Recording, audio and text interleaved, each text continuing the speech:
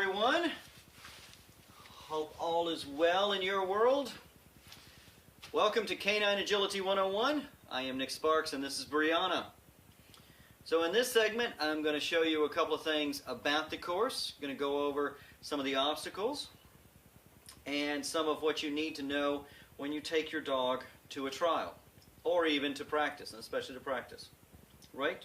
Shall we tell them? Shall we start with your box? Where's your box? Let's go. There you go. Good girl. Yeah. Good girl. All right, in agility, every dog needs to be crate trained. It's a must. It's a safety factor. They need to have a safe haven. They need to have their crate. So they need to be crate trained.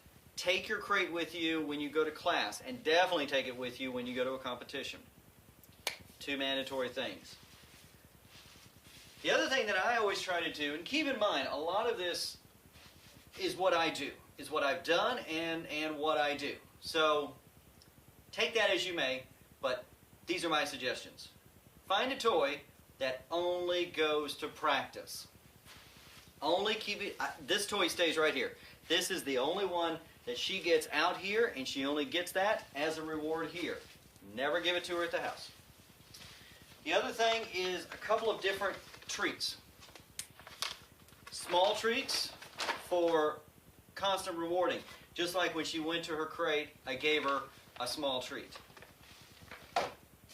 High dollar treats, something that once your dog has completed a sequence, something very important, that's when they get the high dollar treat.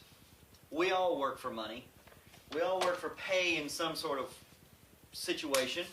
That's their pay. Now, as I mentioned before, we are working on ground-based obstacles.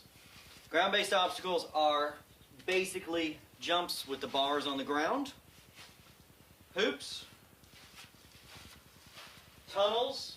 This tunnel back here is a competition tunnel, actually used in competition, so it's a little bit heftier, a little bit bigger, but you can get a toy tunnel. This one came from a local toy store. If you got grandkids or kids, you probably have one of these lying around. I carry it with me basically wherever I go with them, with the dogs. Gives them something to do and play.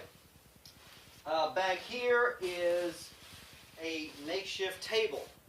I made this myself. In most venues, a table is used. It's considered a pause table. You run the course. In the middle of the course, there'll be a table.